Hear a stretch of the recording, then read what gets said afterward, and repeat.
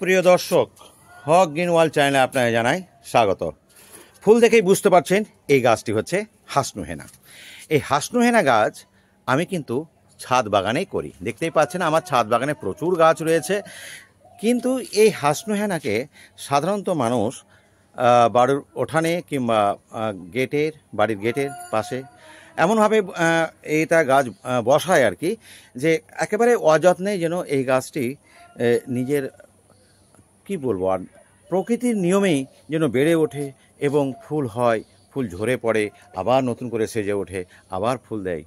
ফলে এর জন্য খুব একটা পরিচর্যার যে প্রয়োজন আছে এটা যেন অনেকেই মনেই করতে পারে না। হ্যাঁ বন্ধুরা, যদি এই গাছটিকে মাটিতে বসান আপনাকে খুব একটা পরিচর্যা করতে হবেও না। তবে হ্যাঁ, একটুখানি যদি আপনি পরিচর্যা করেন তাহলে অনেক বেশি ফুল পাবেন, এটা আমি অন্তপক্ষে গ্যারান্টি দিতে পারি।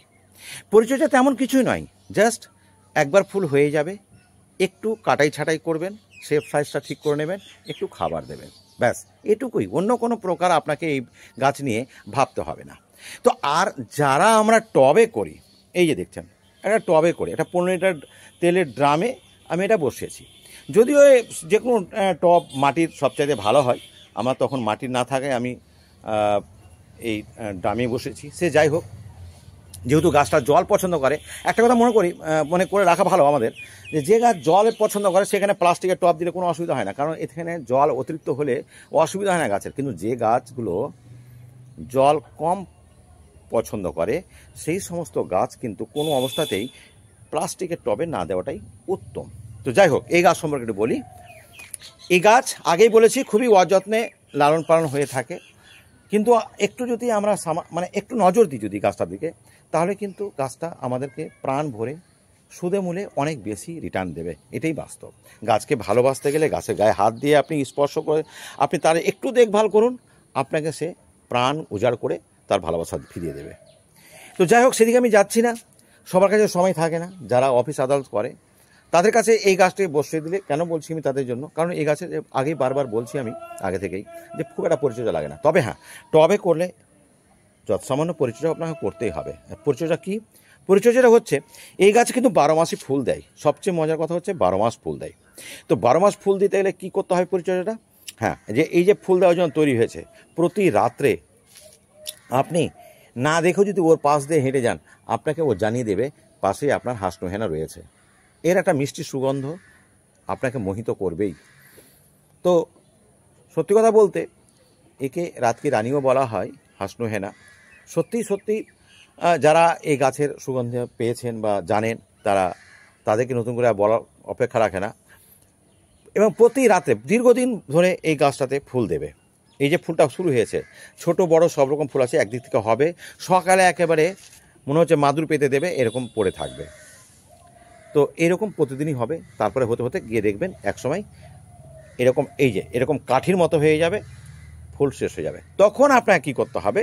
একটু একটু করে সফট প্রুনিং করতে হবে, অল্প অল্প করে, হার্ড প্রুনিং নয়, সফট প্রুনিং। সফট প্রুনিং করে সুবিধাটা কী আছে দেখুন, আমি এখানে একটা সফট প্রুনিং করেছি। সফট প্রুনিং করে এখানে 3খানা শাখা হয়েছে, একটি শাখার জায়গায় 3খানা শাখা হয়েছে, তাহলে ব্রাঞ্চটা বেড়ে যাবে। দেখুন তো এইটুকু গাছে কতগুলো ব্রাঞ্চ আছে, আর ব্রাঞ্চ বেড়ে যাওয়ার অর্থই হলো আপনার ফুলের সংখ্যাটা বেশি পাওয়া। তাহলে একটা কাজ হলো, ফুল শেষ হয়ে যাওয়ার পরে একবার আপনি সফট প্রুনিং করবেন, এটা 1 নম্বর কথা। যেহেতু আমি টবে করছি, এর কোনো কাঠামো নেই, কাজে গাছটাকে কিন্তু আপনি 3 ফিটের অধিক উচ্চতায় নিয়ে যাবেন না, কারণ এটা নুয়ে যাবে, ভেঙে যাবে ডাল, এরকম অনেক রকম সমস্যা দেখা দেবে। কাজে এই গাছটাকে খুব একটা উঁচু নিয়ে যাবে না। আপাতত আমি গাছটা এখনও খুব একটা সয়েট হয়নি বলে একটা বাঁশের কাঠি দিয়ে আটকে রেখেছি। তবে কডেক্সটা যে আমার যথেষ্টই বড় হয়েছে, কারণ 5 বছর তো হয়ে গেল গাছের বয়স, তাহলে এই গাছটা এমনিতে থেকে যাবে। কাঠিটা হাতের পরে খুলে দেবো, কারণ দেখতেই পাচ্ছেন কত আগে বসেছে, একদম টাইট হয়ে একদম বসে গেছে, এটা খুলে ফেলতে হবে। আচ্ছা, যাই হোক, গাছ রাখবেন কোথায়? হ্যাঁ বন্ধুরা, গাছ অবশ্যই রোদে রাখবেন। এই গাছ কিন্তু প্রচুর সূর্যের আলো পছন্দ করে। জল কীরকম দেবেন? প্রচুর জল খায়। গাছের মাটি শুকাবার আগেই আপনাকে জল দিয়ে দিতে হবে, সবসময় যেন ময়েস্ট হয়ে থাকে। তাহলে রাখবেন কোথায় জানতে পারলেন? মাটি শুকাবার আগে জলটা কিন্তু, আচ্ছা এটা বলা হয়নি, সেটা হচ্ছে মিডিয়া আপনি যে কোনো মাটিতে বসিয়ে দিন, গাছ হয়ে যাবে। তবে হ্যাঁ, সাধারণভাবে মাটিতে বসা দিলে মাঝে মাঝে গোবর সার বা কম্পোস্ট দিতে হবে। কিন্তু যদি আপনি টবের গাছে যদি আমি যে খাবারগুলো দেখাচ্ছি সেই খাবারগুলো দেন তাহলে কিন্তু খুবই খুবই রিয়াল ভালো হবে। যেমন কী খাবার আমি দিই প্রতি মাসে বলতে একবার ফুল হয়ে গিয়ে সব পুডিং করার পর শিংকুচি দিই আমি দিই বোনডাস্ট, আমি দিই একটু পটাশ, নিমখোলটা আমি প্রতি মাসেই দিই মানে 1 চামচ করে। আর এইটা বছরে 2-3 বার আমি কম্পোস্ট দিই। কম্পোস্টটা গোবর সার দিতে পারেন। তবে দীর্ঘদিন আমি কোনো খাবার এক্সট্রা দিইনি বলে এখানে আমি দিলাম 1 চামচ, সেটা হচ্ছে মাইক্রোনিউট্রিয়েন্ট। মাইক্রোনিউট্রিয়েন্টটা আপনাকে থাকলে দেবেন, না থাকলে কোনো ব্যাপার নয়। এইটা মাইক্রোনিউট্রিয়েন্ট বলতে কি 12টি যে খাবার থাকে, calcium, magnesium, potassium, iodine, zinc, boron, এই যে কপার, এগুলো যে থাকে সেইগুলো দিলে গাছের সমস্ত রকম চাহিদা কিন্তু মিটে যায়। এমনকি গাছকে রোগ প্রতিরোধ করার ক্ষমতা এর মধ্যে বেড়ে যায়। তো যাই হোক, পারলে দেবেন, না পারলে কোনো ব্যাপার নাই। এবার সব করা খাবারকে আমি এক জায়গাতে এখানে ফেলে দিলাম।